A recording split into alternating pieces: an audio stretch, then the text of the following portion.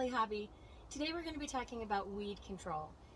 We've talked about pulling weeds, now we're going to talk about the spray for weeds. If you successfully create a spray, then it will last you probably the whole season. You probably won't have to add more than one application, although you'll have it just in case you need to. So there's lots of options for you to purchase at any of your home and garden stores. Although I choose to make my own this year, don't really want the chemicals around my animals, and I just think it would be better for me.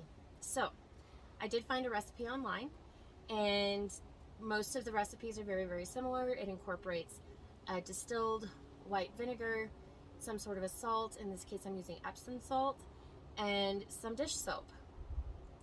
So this recipe calls for a gallon of distilled white vinegar, 2 cups of Epsom salt, and a 1/4 cup of the dish soap. We're going to mix that all in this guy right here, which doesn't have a label tied to it.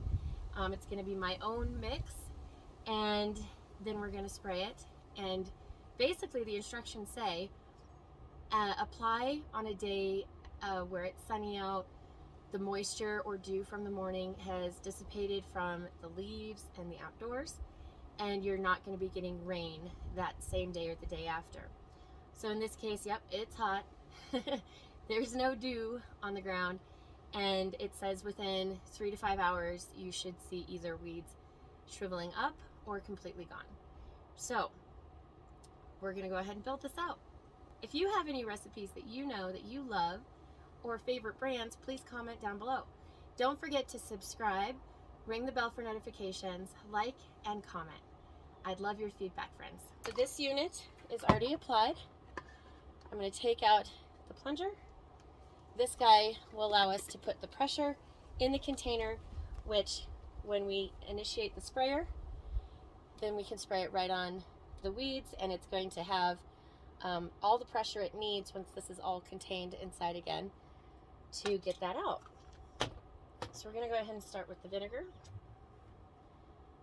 Again, like always, I don't get any endorsements, so no particular brands I'm supporting or sponsoring here. And we're just going to start adding it in. This particular container is a 2-gallon container.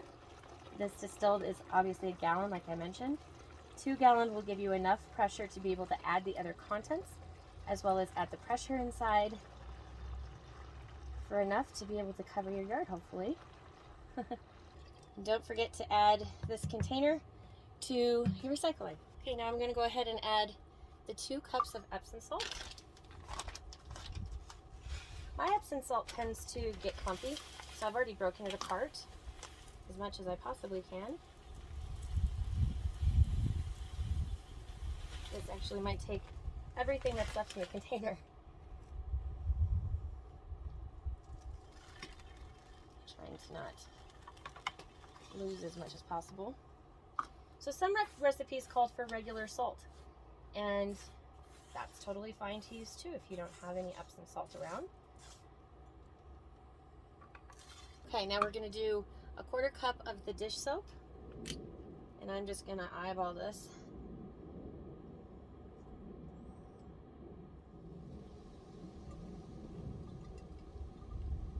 It smells clean.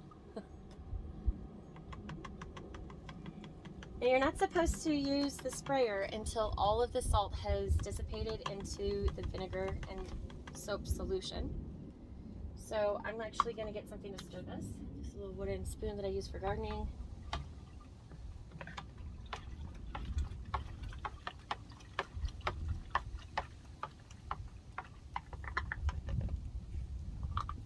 Okay, pretty heavy.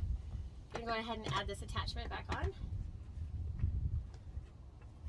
You want to make sure that the seal is tight. Follow the instructions with the container. And now that that's ready, now I'm going to be able to add the pressure.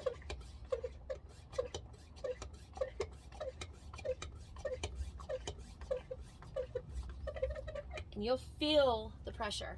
When it's full of air, it's ready for you to spray, and it will not allow you to push any more air in there when it's at its full capacity. So I'm going to go ahead and carry this guy over here.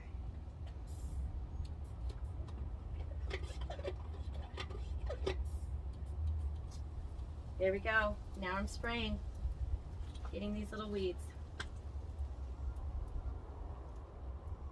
You want to be careful not to get too close to anything that you want to not die, such as your flowers or grass. All right, friends, that's it. Easy peasy lemon squeezy. Cheers to your success and getting dirty in the garden.